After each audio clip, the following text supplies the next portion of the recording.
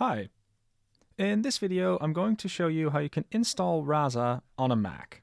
In particular, I'm going to install Rasa version 3, which is the most recent version as of the time of this recording, and I'm also going to be installing this on a Mac that has Intel hardware. Unfortunately, at the moment, there are still some installation issues if you want to try to install Rasa on the new M1 chips. The first thing you'll need to do is you'll need to install Python if you haven't already. To install Python, you can go to python.org, and here you can find this Downloads button, where if you hover over, you can select the operating system of choice, which in our case is macOS. At the time of making this video, Rasa supports two Python versions, namely 3.7 and 3.8. What we are going to do is we're going to install a Python 3.7 installation, but we are going to look for a way to make this easy on ourselves. So what we're going to do is we're going to look for a Python 3.7 version that's listed here in the stable releases that still comes with a useful Intel installer. That's going to make installation just a whole lot easier for us. So I'll scroll down until I see a version of 3.7 with an installer. And here it is. I'm going to download Python 3.7.9 using this macOS installer. So let's go and download this. Once it's done downloading, you should see an installation window that looks like this. This is the Python installer that is going to install Python for us. So I will hit continue a bunch of times. I will also make note that I accept the license. And then at some point I will hit install, after which you might get a prompt for your password.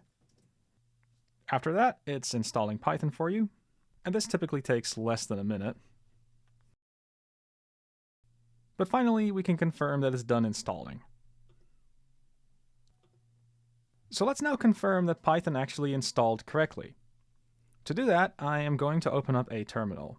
You can open up a terminal in many ways, but a quick way could be to go to this spotlight window over here and to type in terminal. This will give you a small terminal that you could work on, but let me zoom in first by hitting Command plus a couple of times.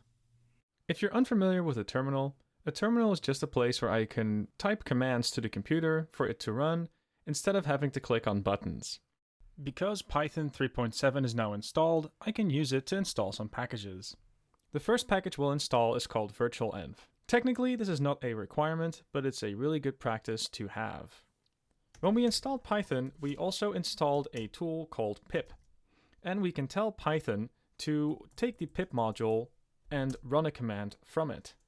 So one thing that I can do is I can tell Python to install, and then I can say, hey, could you please install this tool called Virtualenv? When I now press return, Virtualenv will be installed.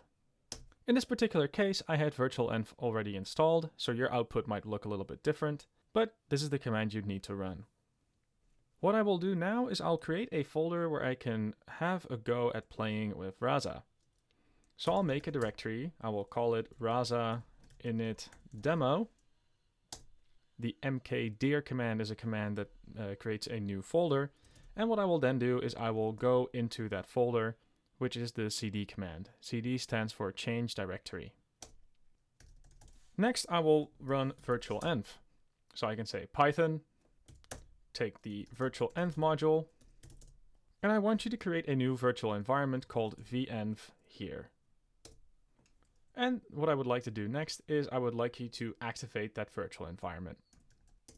So I'm going to press the up arrow a bunch of times so we get our pip install command that we had before again, but the main difference now is I'm not going to install virtualenv, but because I am now inside of a virtualenv, I can safely install Rasa.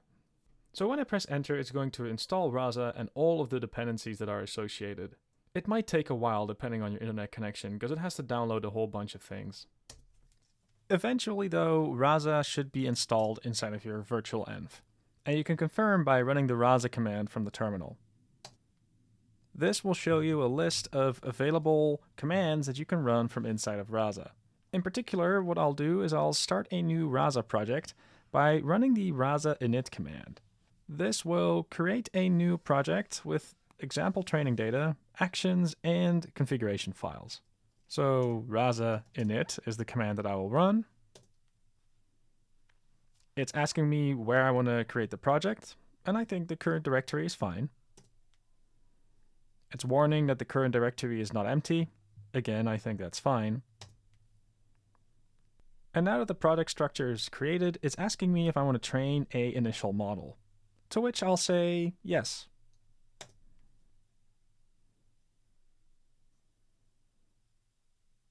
It takes a small while, but at some point all the models are done training, which you can confirm by looking at all of these logs.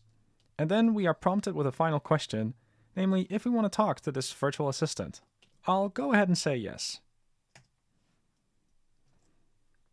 By saying yes, I'm starting up the Rasa shell, and this will give me an interactive environment to talk to a virtual assistant. And there we go. The shell has started. I can say hi. It says, hey, how are you? I can say that I am sad. And when I tell it that, it'll give me a link of a picture that might cheer me up. And if I put that link inside of a browser, I get this cute picture of a tiger. So that means that I can say, yes, that did help me to cheer up. It now tells me, great, carry on.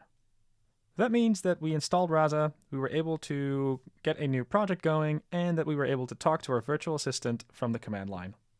Great, you just installed Rasa.